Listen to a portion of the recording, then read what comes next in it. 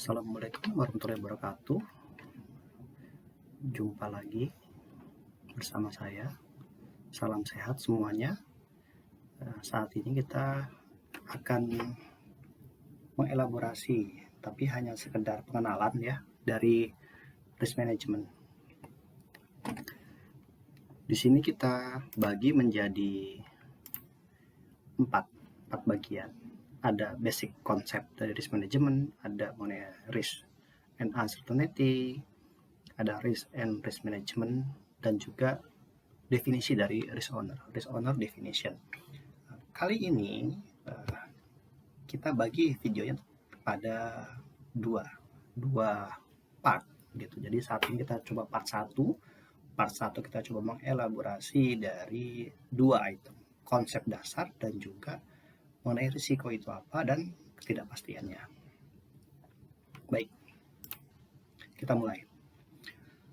Bahwa manusia adalah makhluk sang pencipta, di mana manusia bisa berencana, tapi tidak ada yang bisa menjamin apa yang akan terjadi ke depannya. Seperti itu.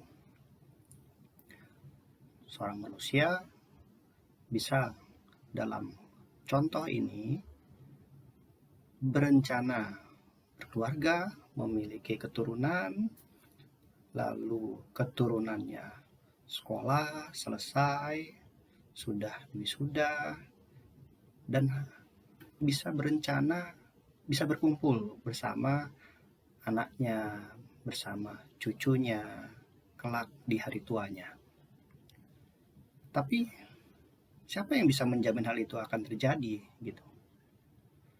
Bisa jadi satu saat di tengah kita berencana, apalagi di saat pandemi ya,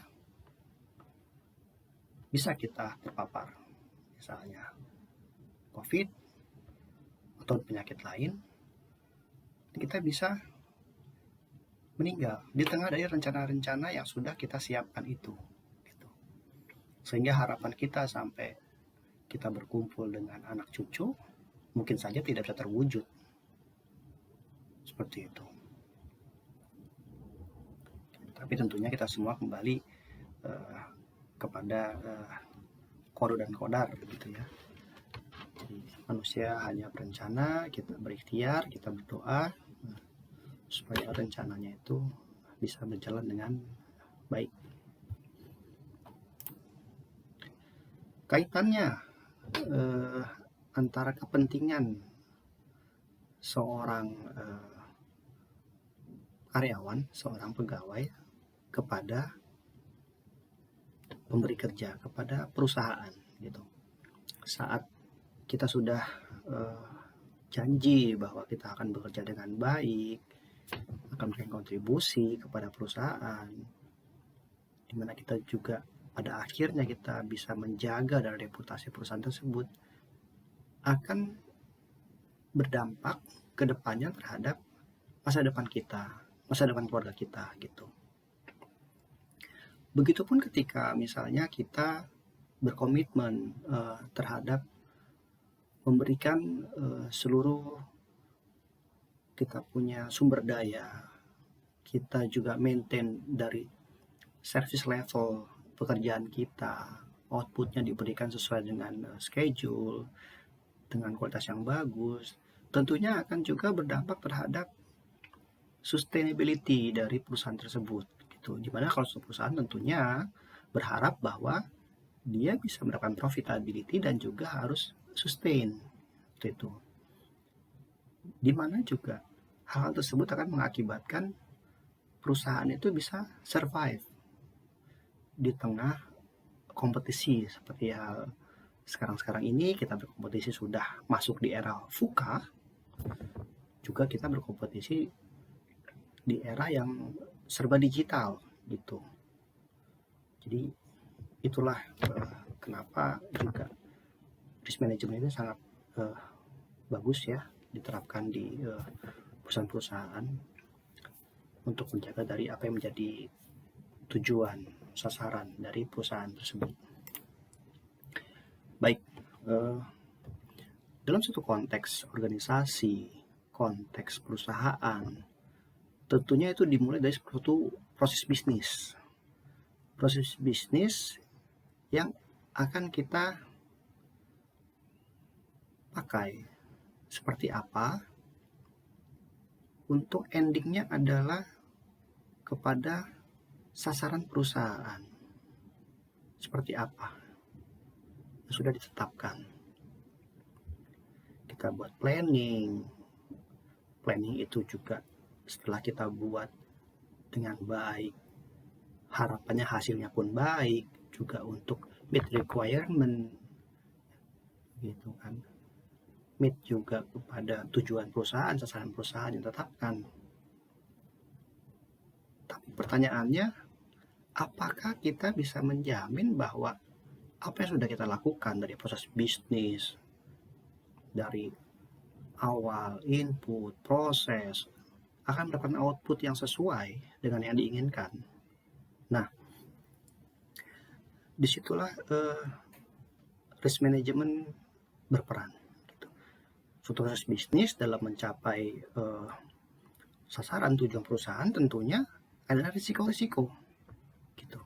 Disitulah kita bisa mengantisipasi risiko-risiko yang mungkin muncul terhadap sasaran tersebut. Seperti itu. Nah, bagaimana kita bisa mereduksi dari risiko tersebut? Jadi penyimpangan-penyimpangan yang muncul itu bisa kita kendalikan agar sasaran tujuan yang telah ditetapkan itu bisa tercapai. Bagaimana sih kita mengenali risiko? Nah, bagaimana ya mengenali risiko gitu kan? Kok kita bisa tahu bahwa itu adalah suatu risiko? Pertama, kita harus paham dulu tujuan organisasinya seperti apa, gitu kan. Lalu faktor-faktor yang mempengaruhi tujuan ataupun kinerja itu seperti apa.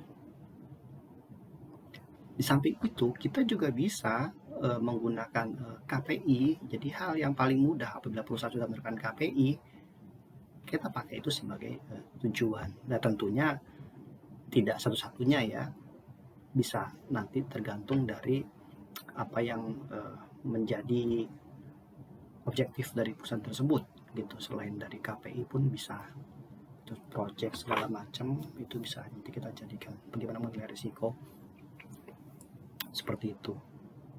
Yang paling umum dari risiko itu, walaupun tidak selalu ya, itu diukur dengan nilai uang gitu. Seperti targetnya arus kas berapa sih, targetnya laba berapa, seperti itu. Dan juga ada yang namanya variability dari penjualan.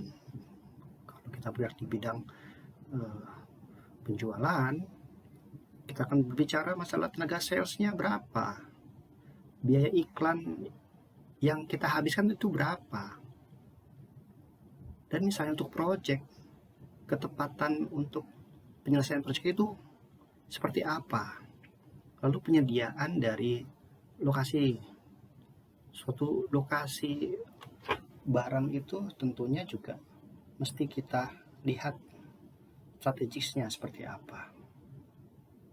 Lalu kualitas dari produknya seperti apa. Nah, kalau misalnya kita sulit dalam menetapkan tujuan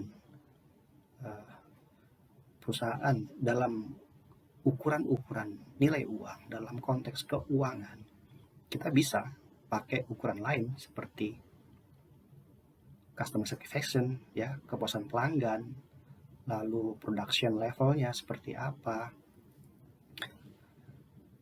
atau mungkin produktivitas karyawan pun bisa saja. Itu tergantung dari apa yang menjadi masing-masing tujuannya. Lalu risiko itu apa sih definisinya? Risiko itu memiliki beberapa definisi ya. Contohnya bisa didefinisikan merupakan suatu potensi terjadinya event atau peristiwa baik yang dapat diperkirakan maupun yang tidak dapat diperkirakan. Baik yang sifatnya dampaknya itu negatif bagi visi juga bagi misi serta tujuan perusahaan.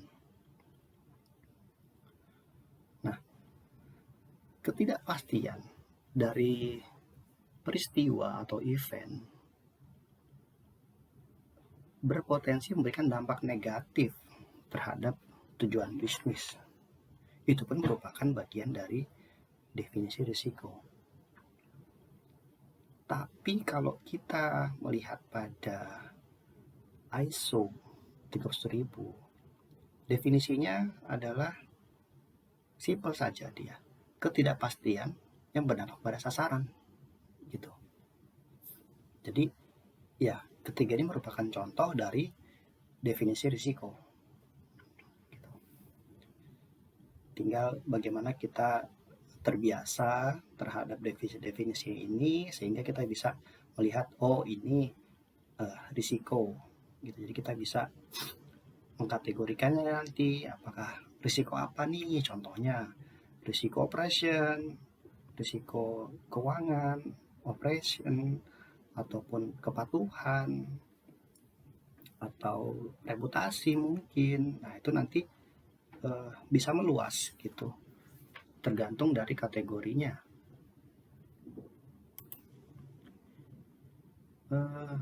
Lalu ada yang namanya pengertian event.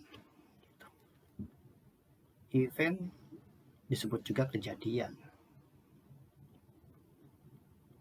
Dia bisa didefinisikan bahwa suatu peristiwa baik yang telah terjadi maupun yang belum terjadi bisa diakibatkan oleh faktor internal dan atau eksternal. Jadi bisa salah satu ataupun kedua-duanya yang dapat memberikan pengaruh negatif maupun positif terhadap pencapaian tujuan organisasi. Ada lagi pengertian dari risk event. Gitu. Risk event kalau di Indonesia kan itu ya risiko kejadian gitu. Seperti apa sih seperti pengertiannya gitu, definisinya dulu. Ini biar kita gak bingung gitu ya. Bisa didefinisikan sebagai suatu insiden atau kejadian, atau juga dia bisa sebagai potensi kejadian. Sumbernya dari mana? Dari internal atau eksternal suatu organisasi yang bisa memberikan dampak negatif terhadap organisasi dalam mencapai sasaran yang telah ditetapkan gitu. Bisa kalau dalam konteks saat ini ya, misalnya kita berbicara pandemi gitu ya, risk eventnya, kejadiannya sudah ada pandemi gitu. Pandemi kan tadi di luar dari eksternal organisasi. Dampak negatifnya apa? Ya tentu kita akan melihat dampak negatifnya kalau suatu organisasi atau perusahaan tidak siap dukungan IT misalnya. Sekarang sudah WFH.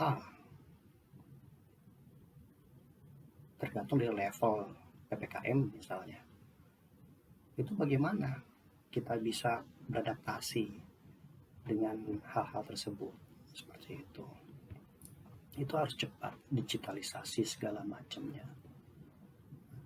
Jadi inilah bagaimana salah satu hal-hal yang sifatnya baik bagi kita untuk memahami dari risk management sebelum nanti kita melihat dari bagaimana kita mengelolanya, bagaimana kita juga mengantisipasi risikonya, bagaimana memonitornya.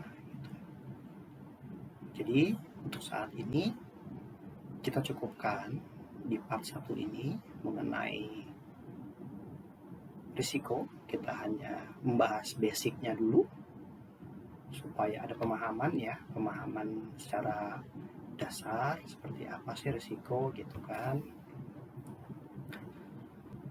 Jadi nggak yang kok sepertinya sulit ya, kok agak-agak berat ya pembahasannya gitu. Sebenarnya tidak juga gitu. Itulah kenapa kita coba step by step, kita coba untuk gradual kita berikan pemahaman ya. Di sini hanya sharing saja, saya bukan orang yang paling memahami, hanya sharing saja. Mungkin ada salah yang saya ucapkan ataupun yang saya pahami, silakan dikoreksi, silakan diberikan catatan-catatan sehingga menjadi masukan-masukan bagi saya. Baik, terima kasih, saya cukupkan sekian. Kita sambung lagi part 2, kita bahas 2 poin terakhir untuk introduction dari risk management. Salam sehat dari saya. Wassalamualaikum warahmatullahi wabarakatuh.